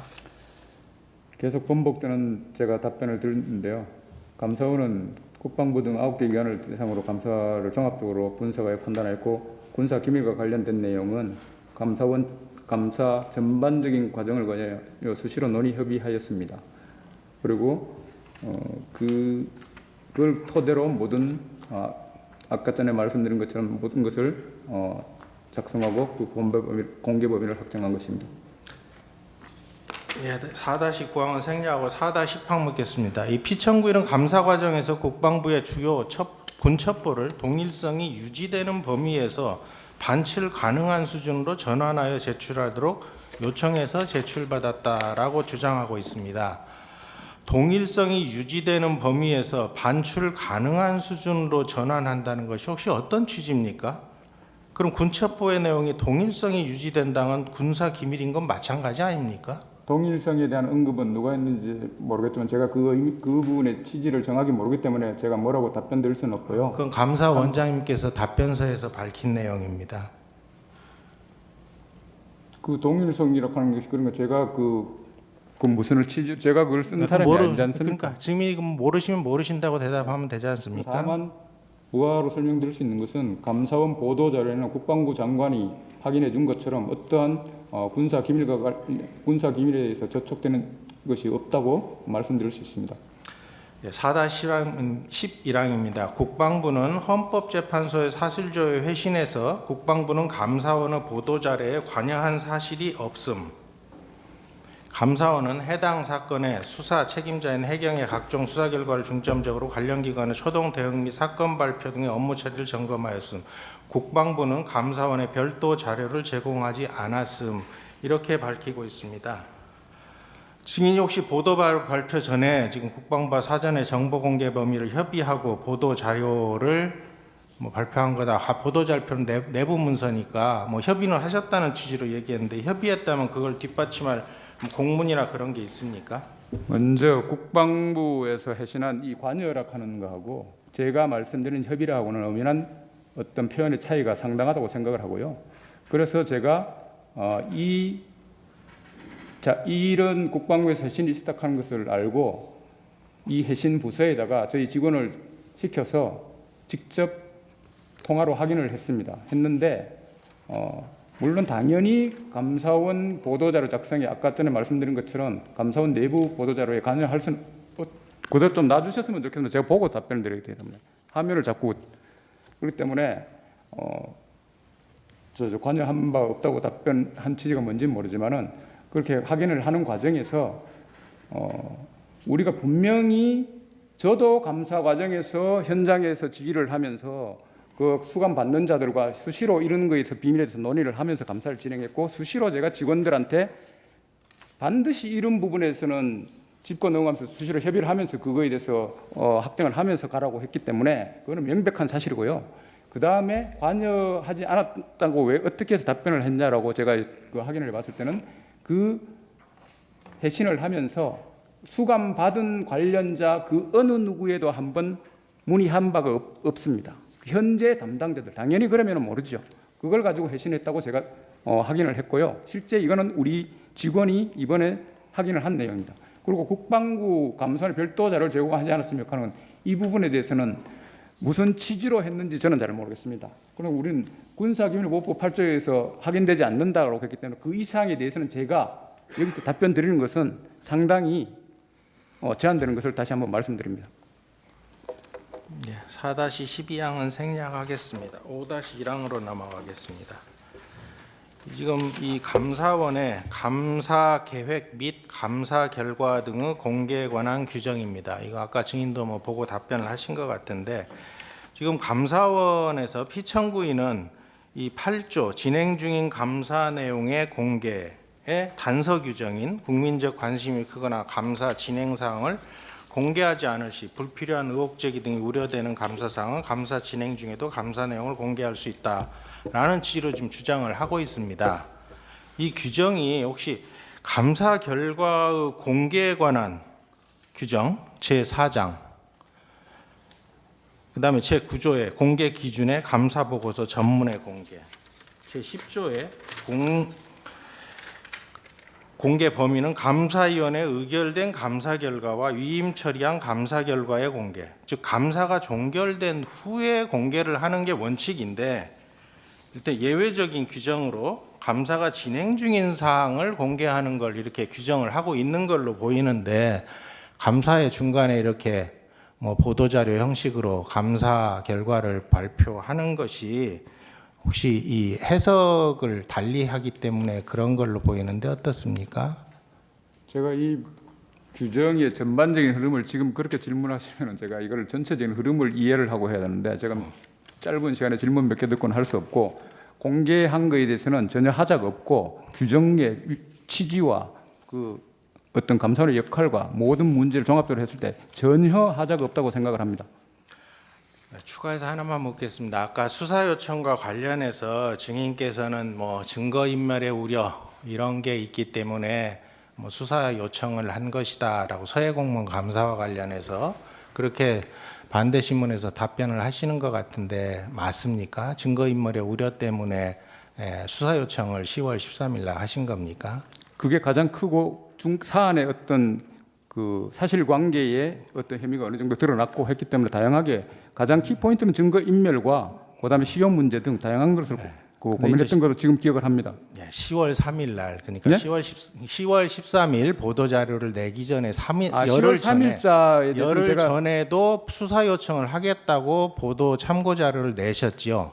그거는 제가 아까 말씀드렸어요. 그거는 제가 그 보도 자료는 이번에 이 신문 준비를 하면서 제가 처음 알았던 내용이기 때문에 아마 그런 그 중대성과 국민적 관심이 크기 때문에 그렇지 하지 않았을까라고 제가 아까 답변을 드렸습니다. 네, 제가 갖는 의문은 증거 인멸이 있는 사항을 열흘 전에 수사 요청하겠다고 언론에까지 보도를 하는 게 과연 수사 요청과 증거 인멸이 양립하는 것인지 그 부분에 의문이 있어서 질문을 드린 겁니다. 네, 그 정도로 하시죠. 예. 제 반대 질문 하시겠습니까? 네, 방금 그 추가 질문하신 거에 한 가지만 묻겠습니다. 그 10월 3일자 보도자료 아까도 질문 드렸지만 중대한 위법 사항이 확인된 사람들에게 대해서는 실질감사 종료 시점에 수사 요청하고 그 내용을 간결하게 국민들께 알려드릴 예정이며라고 되어 있는데 이것은 수사 요청을 하겠다는 것이 아니라 중대한 위법 사항이 확인된 사람들에게 확인된다면 하겠다는 취지가 맞죠? 거기에 더 무게를 둬야 되지 않을까 이런 생각이 드네요. 그 문안 자체를 지금 제가 이해를 한 범위에서 본다면 저도 하나만 추가해서 묻겠습니다. 그럼 10월 13일의 보도는 중간 발표입니까? 감사를 다 마친 결과를 발표한 겁니까?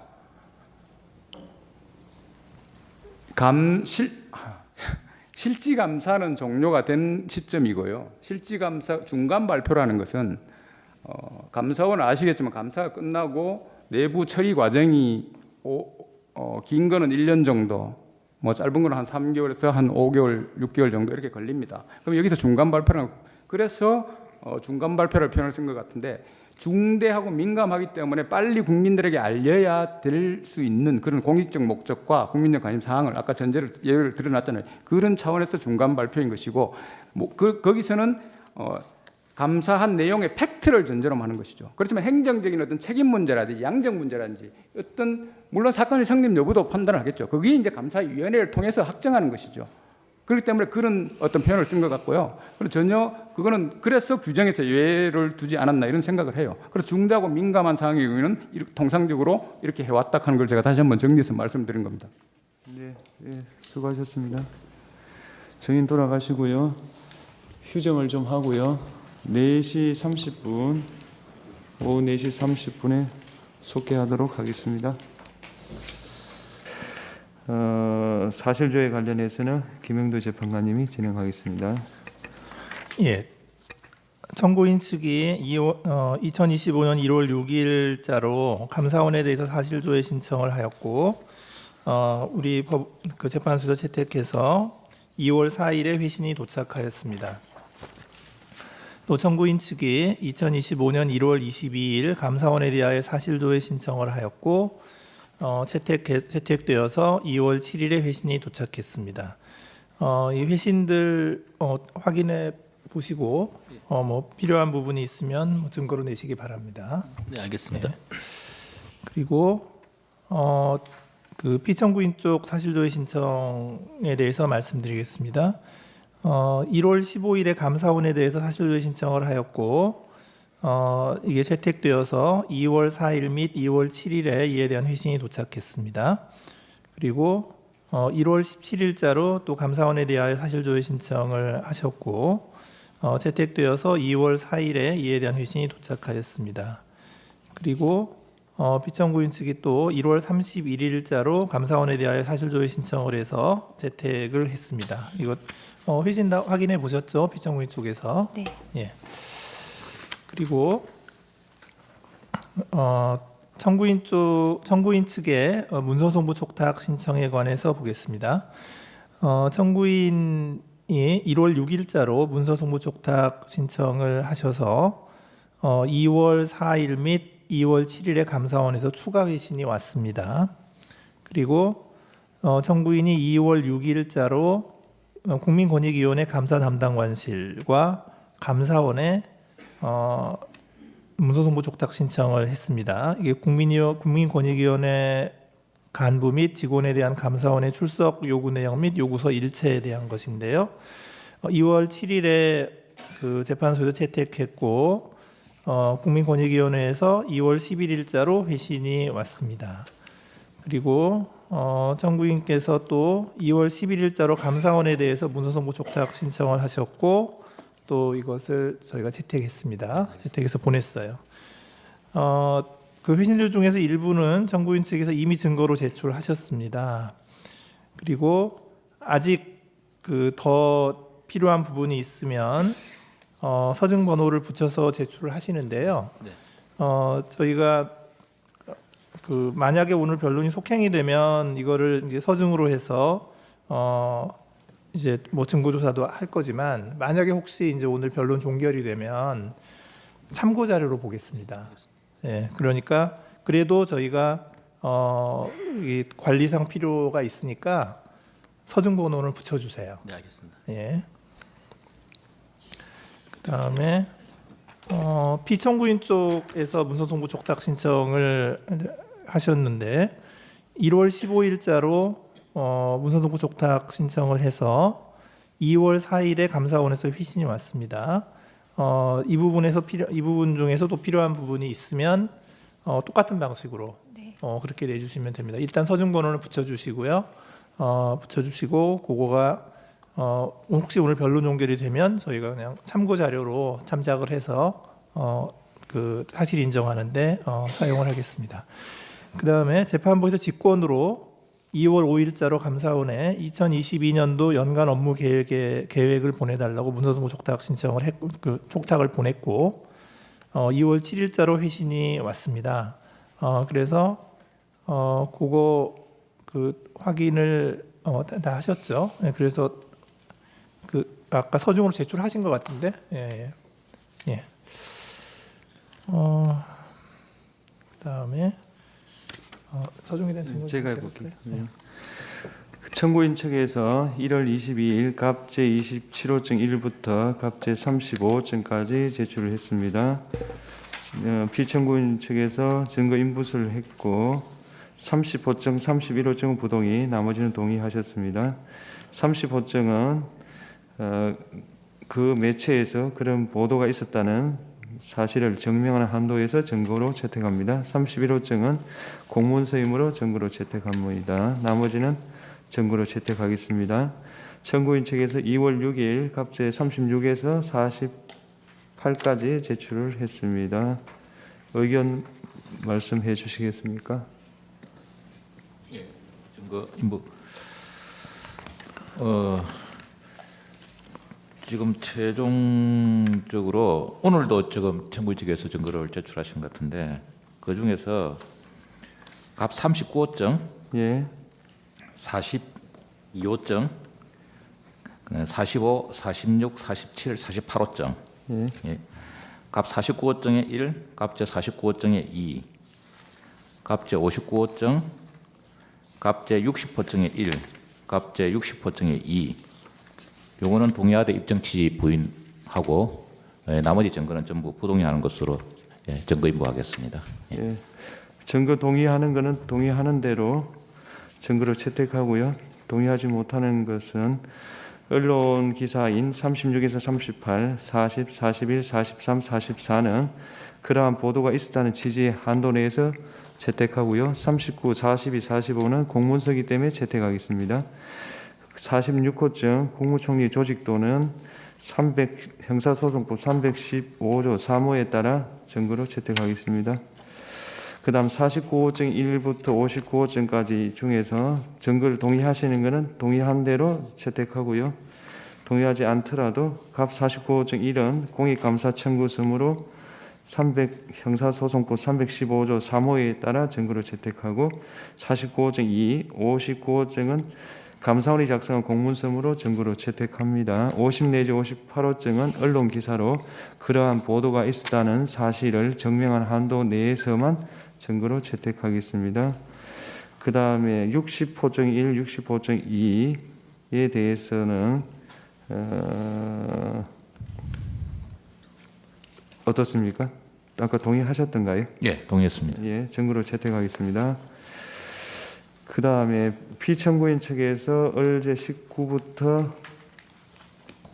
24 의견 어떻습니까?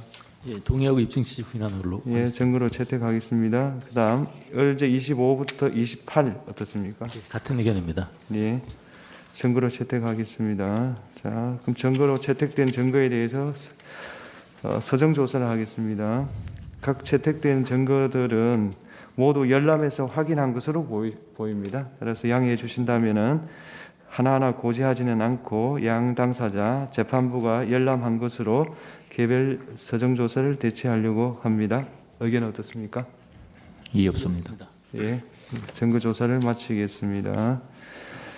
그 다음에 나머지 마지막 순서로 마지막 그 종합 진술 기회를 청구인 20분, 피청구인 20분 하도록 하겠습니다. 청구인부터 하십시오.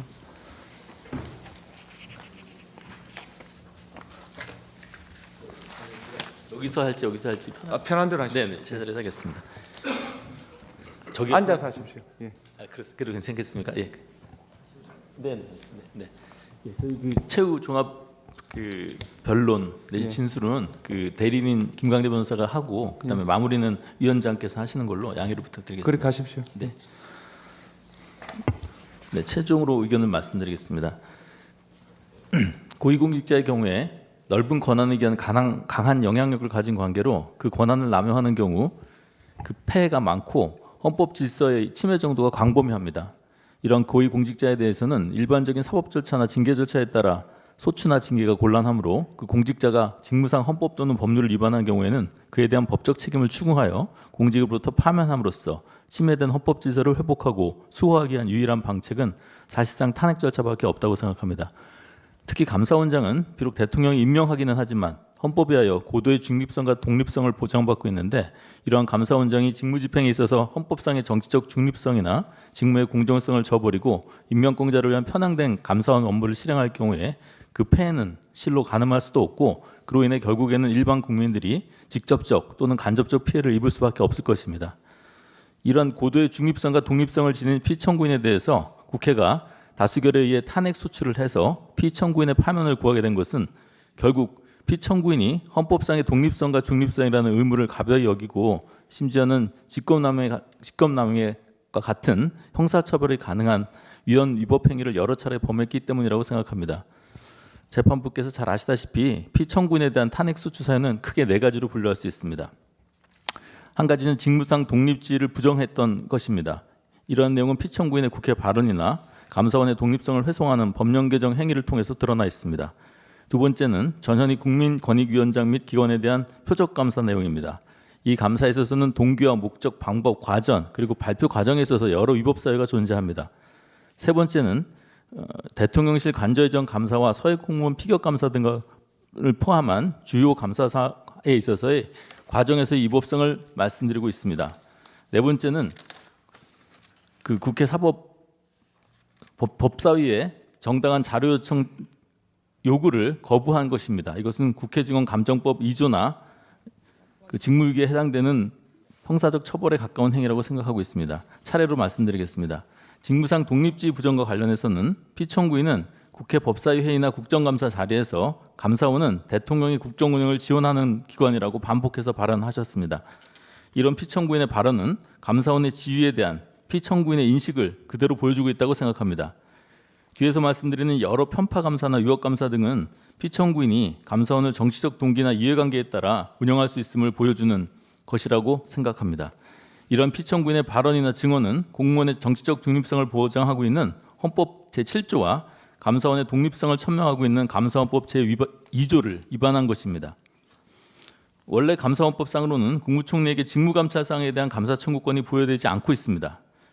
현재는 감사원법 24조에 의하여 선택적 회계 관련 사항에 대해서만 감사 요구권을 부여하고 있는데, 만약 국무총리에게 감사 청구권을 부여하게 되면 행정부 수반인 국무총리의 지위나 영향력, 그리고 그 청구권의 남용 가능성이 비추어 감사원의 독립성이 침해될 우려가 매우 크다고 하겠습니다. 피청구인은 내부 훈련인 공익감사 청구 처리 규정을 개정하여 국무총리에게도 직무감찰 사항에 관한 감사 청구권을 부여하였고, 그에 대한 상위 법적 근거를 마련하기 위하여 감사원법에도 동일한 내용의 개정안을 마련하고 하였다가 내부 감사위원들의 반발로 무산된 바가 있습니다. 이러한 피청구인의 행위는 직권을 남용해서 감사원 소속 직원들로 하여금 국무총리에게 직무감찰 사항에 대한 감사 청구권을 부여하는 위헌위법적인 행위라고 할 것입니다. 이것은 형법상의 직권남용죄에 해당될 수 있습니다. 사드 배치 지원 의혹 감사와 관련하여 피청구인은 정의원 전 국방안보실장 등 전 정권 공직자 4명을 표적 감사한 후에 대검찰청에 직권남용 혐의로 수사 의뢰를 하였습니다. 이는 정식으로 형사고발을 하여야 하고, 이럴 경우에는 감사위원회 의결을 거쳐야 하는데, 이를 회피하기 위해서 증거인멸이나 도주의 우려가 없음에도 불구하고 수사 요청을 한 위법이 있습니다. 또한 피청구인은 당초 청구된 공익감사 청구사항, 주로 환경영향 평가의 지원 등에 관련된 사항이었는데, 그 사항에서 벗어나 감사 범위와 기관을 확대한 다음에 업무 관련자들의 형사적인 책임을 묻는 형태로 감사 내용이 변질되기도 하였습니다. 피청구인의 이러한 행동들은 헌법 7조와 감사원법 2조 외에 헌법 제100조와 감사원법 23조, 형법 제123조에 해당하는 행위입니다. 그 다음으로 국민권익위원장 등에 대한 표적감사에 대해서 말씀드리겠습니다. 피청구인은 구정권 하에서 권익위원장으로 임명되어 임기가 남아있는 전현이 당시 위원장에 대해서 사퇴 압박을 위한 표적감사를 시행했습니다. 그리고 전 위원장을 비롯한 권익위 지원들에 대한 무차별적인 감사를 진행함으로써 결국 이정희 부위원장은 그 압박을 견디지 못하고 사퇴하였습니다. 이런 감사는 권익위에 대한 기관감사가 불과 1년 전에 있었음에도 고위관계자의 제보, 이 부분은 현재 수사 중입니다. 제보를 핑계로 1년 만에 대대적인 감사를 한 것이어서 그 목적에 있어서 정치적 목적이 있다고 볼 수밖에 없고, 그 절차에 있어서도 기관감사를 실시하였음에도 사전 예고라든지 감사 대상이나 사항이 경미하다고 볼 수 없는데도 감사위원회 의결도 거치지 않았습니다. 그 감사 과정에서도 권익위 직원들을 무분별하게 소환하여 반복 질문도 강압적인 방식으로 조사가 이루어진 걸로 알고 있습니다.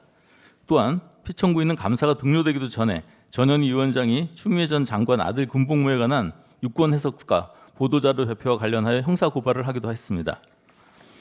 피청구인은 전현희 위원장에 대한 감사보고서 공개 과정에서 권한 없이 주신감사위원회 열람을 제안한 후에 주신감사위원회 동의가 없음에도 일방적으로 작성한 감사 결과 보고서를 공개한 위법도 있습니다. 그 과정에서 피청구인은 조은석 주신감사위원회 열람 및 결재를 막고 주신감사위원회 열람이나 수정 의견의 반영 없이 감사 보고서를 공개한 것입니다. 또한 피청구인은 특별조사국에 전현희 위원장에 대한 감사를 다시 재심의하라고 결정하면서 주심위였던 조은석 감사위원을 배제하는 조치까지 취하였습니다. 피청구인의 이와 같은 일련의 행위들은 헌법 7조와 성실 의무를 규정하고 있는 국가공무원법 제56조, 감사원법 27조 1항, 공직자 이해충돌 방지법 제5조 1항을 위반한 것이고, 형법상의 무고죄나 공전자 기록 변작죄에도 해당되는 행위라고 생각합니다. 세 번째 수출타에 대해서 말씀드리겠습니다.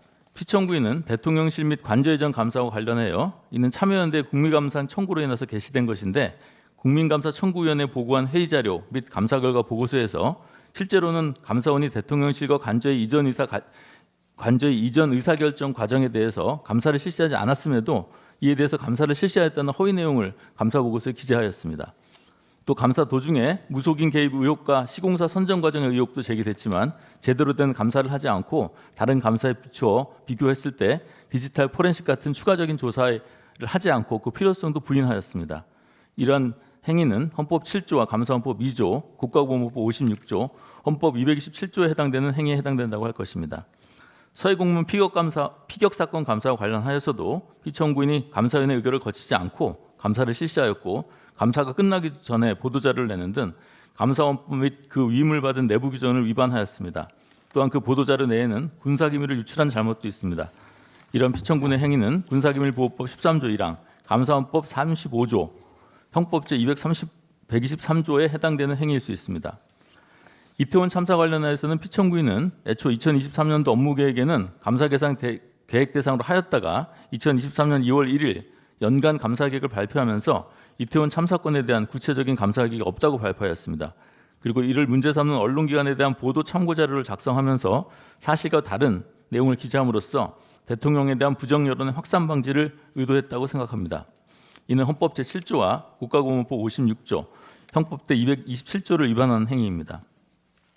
월성원전 1호기 조기 폐쇄 감사와 관련하여 비록 위 감사는 피청구인이 감사원장으로 임명되기 전에 이루어진 것은 맞지만 감사원장 이후에 1, 2심에서 모두 무죄 판결이 선고되었음에도 불구하고 전임 감사원장의 과오를 시정하지는 아니하고 오히려 전 감사원장의 감사를 적극적으로 두둔하면서 대법원 선고 과정에서 처벌 의견서를 제출하고 대법원의 무죄 판결 선고에 대해서도 보도 참고 자료를 작성 배포함으로써 위법한 감사 결과를 계속 유지하는 위법을 저질렀습니다.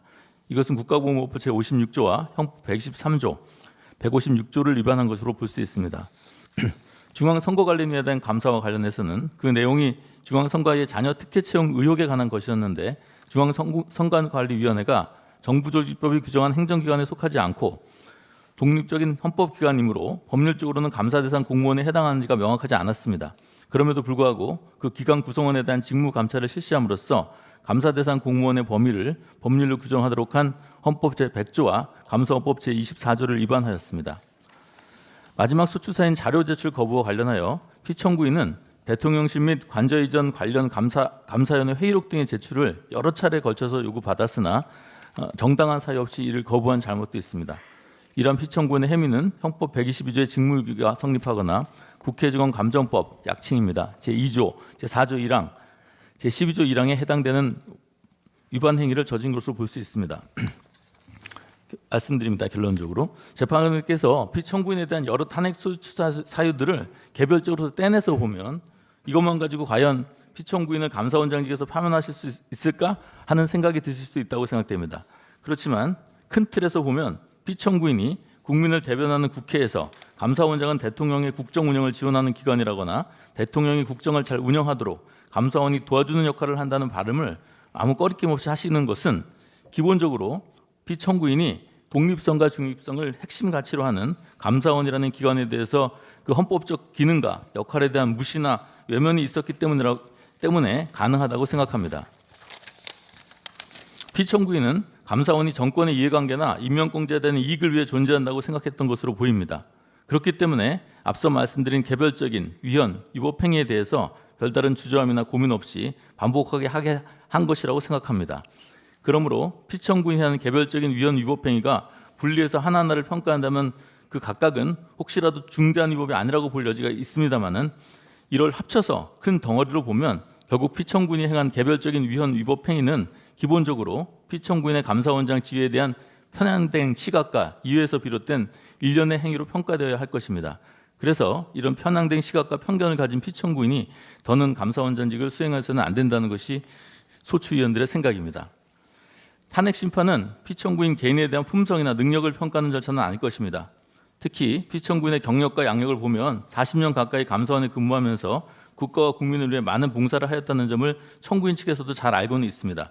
그럼에도 불구하고 국회가 피청구인에 대해서 감사원장직에서 파면을 해달라고 요구하는 것은 피청구인의 인성과 품성, 오랜 기간 동안의 국가에 대한 열정과 공로를 탓하는 것이 결코 아니고 다만 어느 헌법기관보다도 중립성과 독립성을 가져야 하는 감사원의 헌법적 기능이 무시되거나 훼손되는 것을 방지하기 위한 불가피한 선택임을 고려하시어 재판부께서는 청구인의 탄핵 심판 청구를 인용해 주시기를 부탁드립니다. 이어서 법사위원장께서 마지막 변론하시겠습니다. 네, 국회 소추위원으로서 저는 자료 제출 거부로 인한 국정감사 방해 부분에 대해서 집중적으로 말씀드리도록 하겠습니다. 대한민국은 법치국가이지 관례 국가가 아닙니다. 여야 합의가 관례라는 이유로 준수해야 될 법 조항을 위반할 수는 없습니다. 4년마다 한 번씩 있는 총선에서 한 표라도 한 석이라도 많이 의석을 얻으려고 하는 노력은 헌법 49조 국회법 54조에서 규정하고 있는 국회 의사결정은 다수결로 하라라는 법 조항 때문에 그러할 것입니다. 만약에 그렇지 아니하고 헌법과 국회법에서 여야 합의로 국회 의사결정을 하라라고 정했으면 아마 총선에서 한 석이라도 얻으려고 하는 노력을 할 필요가 없을 것입니다. 그것이 대의민주주의의 또 기본이라고 생각합니다. 국회는 보통 국회 의사결정 과정은 안건 상정, 안건 토론, 그리고 의결, 그리고 승복의 절차를 밟게 됩니다. 그런데 승복하지 않습니다. 다시 말해서 여야 합의라는 관례 아닌 관례를 내세우면서 실제로 준수해야 될 법을 지키지 않고 있습니다. 국정감사 등 각종 조사 과정에서 지켜야 될 국회 증언감정법 제4조 서류 등의 제출 조항을 한번 살펴보도록 하겠습니다. 국회로부터 공무원 또는 공무원이었던 사람이 증언의 요구를 받거나 국가기관이 서류 등의 제출을 요구받은 경우에 증언할 사실이나 제출할 서류 등의 내용이 직무상 비밀에 속한다는 이유로 증언이나 서류 등의 제출을 거부할 수 없다라고 되어 있습니다. 다만 군사 외교 대북 관계의 국가 기밀에 관한 사항으로서 그 발표로 말미암아 국가 안위에 중대한 영향을 미칠 수 있음이 명백하다고 주무장관이 증언 등의 요구를 받은 날부터 5일 이내에 소명하는 경우에는 그러하지 아니한다. 이렇게 되어 있습니다. 이 자료 제출 요구도 다 의결을 통해서 다수결 원칙에 의한 의결을 통해서 하고 있습니다. 따라서 감사원에서 했던 대통령 관저 감사에 대한 회의록 제출은 국회 법사위에서 의결로서 자료 제출을 요구했음에도 불구하고 피청구인 감사원장은 여야 합의가 없기 때문에 제출할 수 없다라고 반복해서 얘기했습니다. 이것은 헌법에서 규정하고 있는 국회법에서 규정하고 있는 다수결의 원칙, 의결한 사항에 대한 원칙 이 부분을 저는 부정하고 있다고 생각합니다. 따라서 당연히 제출해야 됨에도 불구하고 저희가 정성을 보이고 현장까지 가서 열람하고 노력을 했으나 뜻대로 되어지지는 않았습니다. 따라서 국회에서 고발까지 한 상황입니다. 다른 건입니다만 여야 합의가 있어야만 헌법재판관을 임명해야 된다는 논리도 사실은 국회법과 헌법에서 규정한 논리가 될 수가 없고 그렇습니다. 그래서 여야 관례라는 관례 아닌 관례가 법 조항을 탄핵하는 이런 법치주의가 위험에 빠지는 일은 이번 기회에 헌법재판소에서 바로잡아 주십사 말씀을 드립니다. 법은 흥정의 대상이 아닙니다. 준수해야 될 의무사항입니다. 그것이 여야 합의라는 것으로 부정될 수는 없는 일입니다. 국회법 어디에 봐도 합의해야 한다라는 조항은 없습니다. 협의한다라고 되어 있습니다. 협의하다가 협의가 잘 안 되면 당연히 표결로 의사결정을 할 수밖에 없는 것이 국회법의 기본 정신입니다. 이럼에도 불구하고 저희가 국회에서 의결한 자료 제출 요구를 받지 못하고 사실상 국정감사를 방해받았다는 것은 대의민주주의, 국회법 의사결정 원칙을 모두 다 부정당한 것이라고 생각하지 아니할 수 없습니다. 따라서 다시는 국회법에서 헌법에서 정한 그러한 법의 정신 원칙이 부정당하는 것을 이제는 막아야 될 때가 아닌가 그런 생각이 듭니다. 언제까지 법조항이 관례 아닌 관례, 정쟁의 늪에서 허우적거려야 되는지 저는 이번 기회에 우리 헌법재판관님께서 그 고리를 끊어 주실 것을 부탁드립니다. 앞서 대리인께서 말씀하신 바와 같이 최재 감사원장 피청구인은 여러 가지 인품적으로 훌륭합니다. 그렇지만 그것과 법을 준수하지 않은 부분에 대한 징계 조치로서의 파면과는 별개의 사안이라고 생각합니다. 총선 민의를 생각해서라도 헌법과 국회법을 생각해서라도 다시는 국회법이 여야 합의의 늪에 빠져서 앞으로 나가지 못하는 그런 식물국회의 모습은 이번에는 한번 털어내야 되지 않을까 생각합니다. 헌법재판관님들께서 현명하고 지혜로운 판단을 해 주실 것을 부탁드립니다. 이상입니다. 네, 피청구인 종합 진술해 주십시오. 네, 피청구인 먼저 변론 유지 말씀드리고 감사원장님께서 말씀하시겠습니다. 네, 탄핵 소추 사유에 대해서는 청구인 측께서 말씀해 주셨기 때문에 바로 변론하겠습니다. 4페이지 해주세요.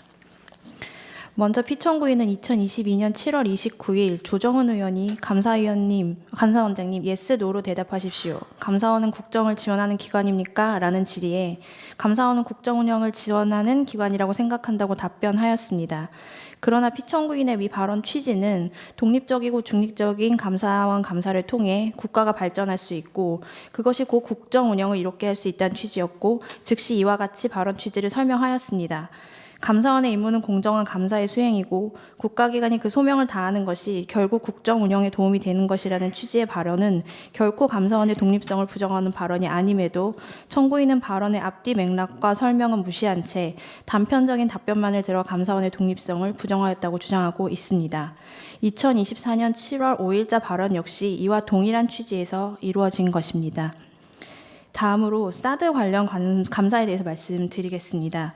사드 감사는 전직 군 장성들의 모임인 대한민국 수호 예비역 장성단의 공익감사 청구에 따라 실시된 감사이며 주요 정책에 관한 감사라고 판단하여 감사 실시 여부에 대해서도 4인의 외부위원과 3인의 내부위원으로 구성된 공익감사 청구 자문위원회 자문을 걸쳐 결정된 건으로 피청구인이 특정 목적을 가지고 감사에 착수했다고 볼 수 없습니다. 더욱이 감사원의 수사 요청을 바탕으로 국가안보실 1차장과 사드 반대 단체 등의 압수수색이 이루어지는 등 사드 감사의 착수 경위와 수사 진행 상황들을 고려하면 표적 감사라는 주장은 타당하지 않습니다. 다음은 국무총리의 감사 청구권과 관련하여 말씀드리겠습니다. 탄핵소추 사유인 국무총리에게 감사 청구권을 부여하는 2022년도 하반기 업무계획은 수립된 사실이 없어 탄핵소추 사유 자체가 사실과 부합하지 않습니다. 또한 감사원 훈령인 공익감사 청구 처리 규정의 감사 청구인으로서 국무총리를 추가한 것은 청구인은 감사원법 23조가 국무총리의 감사 요구 대상을 선택적 검사 사항으로 한정하기 위한 조항이라고 주장하나 감사원법의 목적, 해당 조항의 물리적 해석, 감사원법의 연역에 비추어 보더라도 위 조항은 국무총리의 감사 청구권을 제한하기 위한 조항으로 해석할 수 없습니다. 또한 공익감사 청구제도는 감사원법이 아닌 감사원 훈령에 따라 운영되고 있으며 개정 전 공익감사 청구 처리 규정은 이미 행정각부의 장 등에게 공익감사 청구권을 부여하고 있습니다. 만약 감사원법의 감사 청구권이 명시되지 않은 자의 감사 청구가 감사원법 위반이라고 해석한다면 공익감사 청구제도 자체가 감사원법 위반이라는 모순적인 결과를 가져오게 됩니다. 무엇보다 이런 탄핵소추 사유의 전제는 국무총리에게 감사 청구권을 부여하는 것이 감사원의 독립성 훼손과 직결되어야 합니다. 그러나 공익감사 청구 제도의 청구권자인 행정각부의 장은 자신의 기관에 대한 감사만을 청구할 수 있으며 이에 대해서 소극적일 가능성이 높고 여러 기관이 관여되거나 기관 간의 이견이 있는 경우 등에는 감사 청구가 불가능한 점 등을 고려하면 국무총리의 감사 청구권은 공익적 기능을 수행할 수 있고 무엇보다 공익감사 청구 실시 여부의 최종 결정은 감사원에 있으므로 총리가 공익감사를 청구할 수 있다고 하여 감사원의 독립성을 훼손한다고 볼 수는 없습니다. 이상에서 살펴본 바와 같이 첫 번째 탄핵소추 사유에 대해서 피청구인에게는 헌법 및 법률을 위반한 바가 전혀 없습니다. 두 번째, 국민권익위원회에 대한 표적감사와 관련하여 변론하겠습니다. 먼저 감사 목적의 적법성과 관련하여 권익위에 대한 감사는 권익위 과장과 고위공직자가 자발적으로 국회에 권익위원장의 비위 사실을 제보하였고 국회가 구두로 이를 감사원에 전달하였으며 그 외 감사 제보 사항에 근거하여 감사에 착수하게 된 것으로 특정 인물을 사퇴시키기 위한 감사가 아니며 특히 피청구인이 감사원 사무총장 유병호를 통하여 제보자에게 감사 제보를 지시하였다는 청구인의 주장은 전혀 근거가 없는 허위 사실에 해당합니다. 그리고 권익위 감사 개시와 관련하여 감사위원회 의결 없이 감사에 착수한 것이 감사원법 위반이라고 청구인은 주장하나 감사원법 제12조의 주요 감사계획은 연간 업무계획과 하반기 업무계획을 의미합니다. 감사원 특별조사국은 사전에 감사 대상을 특정하기 어려운 업무 특성상 업무 계획에는 상시 공직 감찰과 같이 포괄적인 내용으로 의결을 받았고 개별 감사에 대해서는 감사원장의 결재로 감사를 실시하여 왔습니다. 또한 감사 예고 통지 역시 대인 감찰 등 기밀성이 요구되는 사안에는 예고 통지의 생략이 가능하므로 감사 개시 역시 적법합니다. 다음으로 감사 대상의 적법성에 대해 말씀드리겠습니다. 권익위원장이 감사 대상에 해당하지 않는다는 주장과 관련해서는 감사원의 감사 대상은 행정기관의 공무원으로 권익위원장 역시 감사 대상에 해당하고 기관장에 대해서도 주의 요구, 인사자료 통보 등 처분 요구가 가능하므로 기관장의 감사 처분이 불가하다는 청구인의 주장은 타당하지 않습니다. 또한 권익위 유권해석에 대한 감사는 유권해석의 당부를 감사한 것이 아니라 유권해석과 관련하여 권익위원장의 판단을 전적으로 실무자의 판단이라고 허위의 보도자료를 내는 등 그 사실관계 오류 등에 대하여 감사한 것으로 적법한 감사 대상에 대한 감사에 해당하였습니다. 시간 관계상 넘어갔고 마지막으로 감사 결과 보고의 공개와 관련하여 말씀드리겠습니다. 먼저 감사 결과 보고서의 의결 과정에서 2023년 6월 1일 감사위원회에서 일부 내용을 수정하는 것으로 의결이 되었고 감사원 사무처는 이에 따라 감사 결과 보고서를 수정하여 감사위원들에게 배포하였습니다. 그러나 주신 감사위원 조은석은 감사위원회의 의결 내용을 벗어나는 내용을 포함한 수정안을 요구하였고 이는 사실관계와도 부합하지 않아 감사원 사무처는 이를 수용할 수가 없었습니다. 이에 감사원 사무처가 정당하게 수정된 감사 결과 보고서를 배포하였으나 주신 감사위원은 부당한 요구를 계속하며 감사 결과 보고서를 열람하였음에도 전산상 열람 버튼 클릭을 거부한 채 방치하였습니다. 그러나 감사 사무 등 처리에 관한 규정에서 주심위원회 열람을 받도록 한 것의 열람은 문서를 완성하는 결재와는 다르며 감사 결과 보고서의 공개는 감사원법상 피청구인의 고유의 권한으로 피청구인이 감사 결과 보고서의 내용이 감사위원회 의결 내용을 제대로 반영하였다고 판단하고 공개하도록 한 것은 어떠한 위법이 있다 할 수 없습니다. 더욱이 공전자기록 위작죄가 성립하기 위해서는 사무를 그르치게 할 목적으로 허위의 정보를 입력하는 행위가 있어야 하는데 감사원 전산 시스템의 관리권자인 피청구인에게 사무를 그르치게 할 목적이 있었다 볼 수 없고 현재에도 열람 버튼은 클릭이 되지 않은 채 남아있어 어떤 허위 정보를 입력한 바도 없어 공전자기록 위작죄 역시 성립하지 않습니다. 이상과 같이 두 번째 탄핵소추 사유에 대해서도 피청구인에게는 헌법과 법률의 위반이 성립하지 않습니다. 세 번째, 감사원장으로서의 위법행위 관련하여 말씀드리겠습니다. 먼저 대통령실 관저 이전 국민감사 청구의 경우 참여연대의 국민감사 청구에 대한 감사 실시 여부와 범위는 국민감사 청구 심사에서 결정함에도 결정 범위에서 이루어지며 국민감사 청구 심사위원회에서 국유재산 사용 시행 관련 절차 적정성 등을 확인하기 위한 범위에서 감사를 실시할 것으로 결정하였고 이에 따라 감사원은 감사를 실시하였으며 이를 감사 결과 보고서에도 명시하였으므로 감사 결과 보고서가 허위라는 등의 청구인의 주장은 전혀 사실과 다릅니다. 그리고 서해 공무원 피살 사건과 관련하여 말씀드리겠습니다. 권익위에 대한 감사 부분에서 설명한 바와 같이 개별 감사 계획에 대해서는 감사위원회 의결을 받아야 한다는 것은 청구인의 주장일 뿐이며 포괄적으로 공직감찰에 대한 감사위원회 의결을 거친 이상 개별 감사 사안에 대한 별도 감사위원 의결을 받을 필요가 없고 이는 특조국 감사에서 동일하게 적용되어 왔습니다. 그리고 청구인이 1급 군사기밀이라고 주장하는 보도자료의 내용은 군사기밀보호법 분류상 1급 군사기밀에 해당하지 않으며 서해 공무원 피살 사건의 착수 경위, 보도자료의 작성 경위와 그 과정, 보도자료의 어떠한 내용이 군사기밀에 해당하며 그 출처 또한 전혀 밝히지 않았다는 점에서 군사기밀을 누출한 것으로 볼 수 없습니다.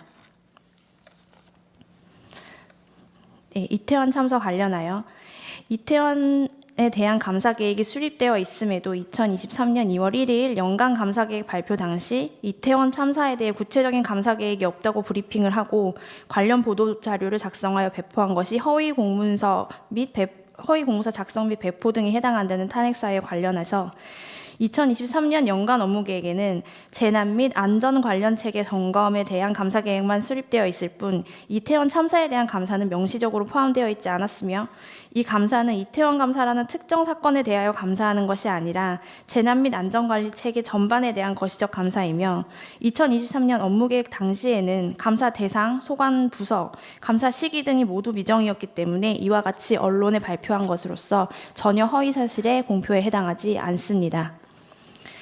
월성원전 감사는 피청구인이 감사원장으로 임명되기 전 감사가 이루어진 건으로 피청구인에 대한 탄핵소추 사유를 삼을 수 없으며 감사원이 기소된 감사원 공무원들에 대하여 의견서를 제출한 것을 탄핵소추 사유와 동일성이 인정된다고 인정할 수 없고 그 자체로도 위법하다고 볼 수 없으므로 탄핵소추 사유에서 배제됨이 타당합니다.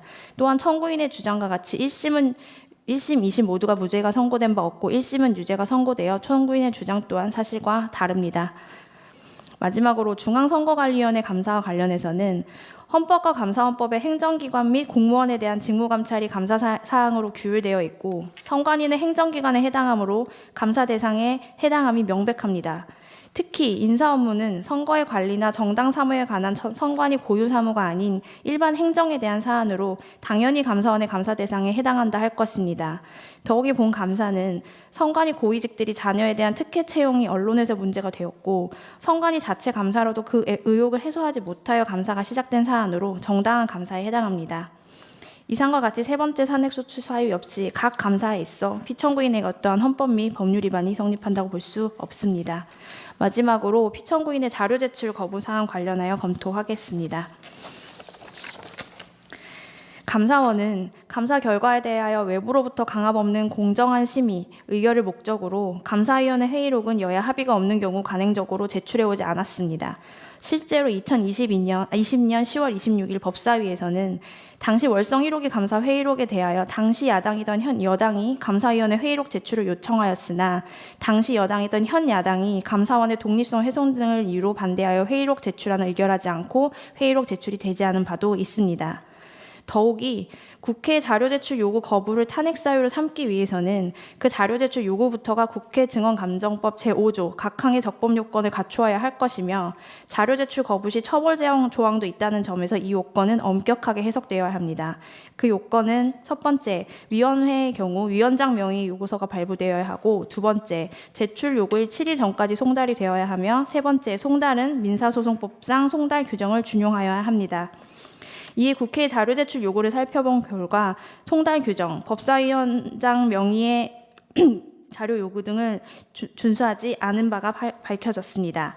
청구인은 전자송달로 송달이 되었다고 주장을 하나 최근 국회가 국회 증언감정법과 송달과 관련하여 전자송달 규정을 신설하는 내용의 법 개정을 시도하였으나 법안이 통과되지 못하고 부결되었다는 점 등을 보더라도 국회 역시 전자송달이 국회 증언감정법상 송달로 적절하지 않음을 인정하고 있다 할 것입니다. 그리고 자료 제출 요구 관련 규정은 국회 증감법이 처벌 규정까지 두고 있다는 점에서 엄격하게 해석 적용되어야 한다는 점이 대법원 판례의 입장이기도 합니다. 마지막으로 탄핵 심판 청구가 이유 있는 경우란 피청구인의 파면을 정당화할 수 있을 정도로 중대한 헌법과 법률 위반을 의미하는데 감사원뿐 아니라 다른 기관들도 국회에 요구하는 자료를 모두 제출하지 못하고 있는 실정이라는 점 등을 고려하여 이를 탄핵 사유로 삼는 것은 적절하지 않다 할 것입니다. 이상과 같이 탄핵 사유의 부당성에 대해 살펴보았으며 피청구인에게는 파면에 이를 만한 헌법과 법률 위반이 있다고 볼 수 없습니다. 이에 하루빨리 본건 탄핵 심판 청구를 기각하시어 피청구인이 조속히 업무에 복귀하고 국가 최고 감사기구로서 감사원이 제 역할을 할 수 있도록 해주시기 바랍니다. 앉아서 네, 하십시오. 예, 감사원장 최재입니다. 감사원은 국가 최고 감사기구로서 독립성과 중립성을 최고의 가치로 삼고 있습니다. 이것이 확보되어야 객관적이고 공정한 감사 결과를 도출해서 국민 신뢰를 얻을 수 있기 때문입니다. 저는 1989년부터 지금까지 30년 이상 감사원에 재직해 왔습니다. 그러기에 더더욱 이러한 가치를 확고히 지키고 법과 원칙에 따라 공정히 업무를 수행함으로써 감사원의 신뢰와 전통을 지키고자 온 힘을 다했습니다. 이번 탄핵 심판의 대상이 된 업무 또한 모두 그런 원칙 하에 수행되었다는 말씀을 드립니다. 이미 수차례 헌법재판소에 제출한 바와 같이 국회의 탄핵 소추 사유는 사실과 다르거나 일방적이고 왜곡된 주장을 담고 있어 제 자신이 수긍하기 어렵습니다. 그런데도 정치적 대립 속에서 감사원장의 탄핵 심판으로 이어지면서 장기간 직무가 정지되고 있는 데 대해 안타까운 마음을 금할 수 없습니다. 존경하는 헌법재판소 재판관님, 최근 국가 발전이 기로에 있고 민생이 도전받는 위기 상황에서 공직사회의 적극적인 임무 수행이 무엇보다도 중요한 시기입니다. 감사원은 이럴 때일수록 중심을 잡고 공직사회 질서를 바로잡으면서 국가와 국민을 위해 공무원의 적극적인 업무 수행을 독려할 의무가 있습니다. 그러나 감사원장 탄핵 추진으로 감사원은 독립성을 심각히 위협받고 있으며 감사 업무를 제대로 수행하기도 어려운 상황입니다. 따라서 감사원이 헌법이 부여한 본연의 역할과 책무를 충실히 이행할 수 있도록 신속히 탄핵 심판 청구를 기각해 주실 것을 간곡히 부탁드립니다. 감사합니다. 그 아까 저 참고 자료 저희들이 요청한 거는 2주 내로 좀 제출해 주셔야 저희들이 반영을 할 수가 있습니다. 2주 내입니다. 그리고 오늘 1회 변론 종결로 끝날 수 있도록 협력해 주신 청구인 소추위원 그리고 비청구인 본인께 특별하게 감사를 드립니다.